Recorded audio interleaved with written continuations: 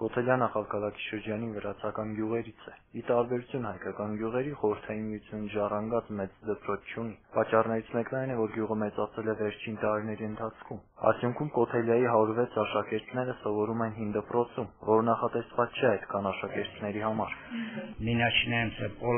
Մեզ մոտ դասերը սկսվում են 8:30 եւ ավարտվում 18:30, այսինքն տևում է 10 ժամ։ Դժգոհ են եւ ուսուցիչները եւ աշակերտները։ Նոր դպրոցը կառուցվում է հայրենական պատերազմի զոհերի նվիրված հուշարձանից քիչ հեռու։ Չնայած որ շինարարությունը սկսվել է դեռ 2006 թվականին, շինարարական ոչ ճիշտ հաշվարկների պատճառով քամին քշել է տանիքը։ Այժմ պատրաստվում են տանիքի շինարարությունը հանձնարարել հարևան գյուղի քայերին, նոր անակնկալներից խուսափելու նպատակով։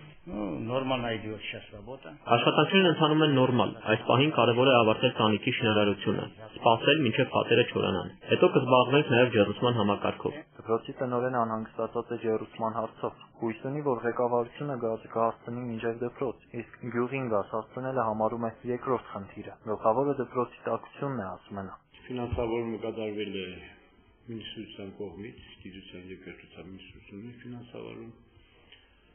Աշխատանքները մենք եղել ենք տեղում